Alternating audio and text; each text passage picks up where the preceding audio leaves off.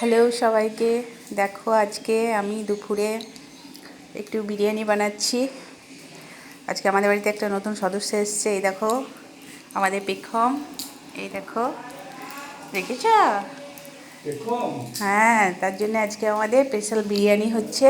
তোমরা দেখো আমি কী কী দিচ্ছি। দেখো পেঁয়াজ কুচি এর মধ্যে দিয়েছি আদা, রসুন, কাঁচা লঙ্কা, গোলমরিচ আর জিরে, এটা পেস্ট করে নিয়েছি। আর এই দেখো চিকেন, বড় বড় পিস করে নিয়েছি চিকেনের।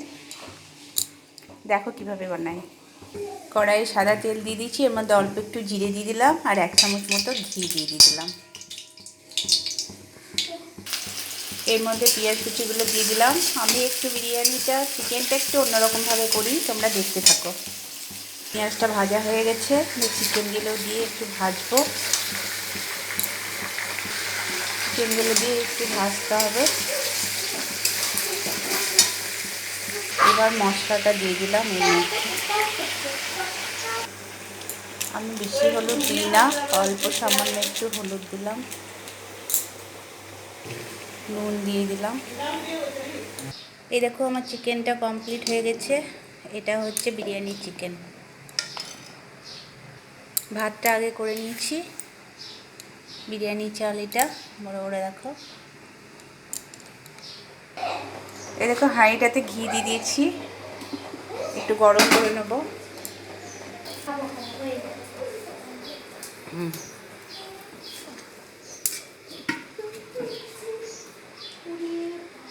এর মধ্যে দেখো একটু জাফরান দিয়ে দিলাম। আর এই দেখো দুধের মধ্যে মিঠা আতরটা দিয়ে দিলাম।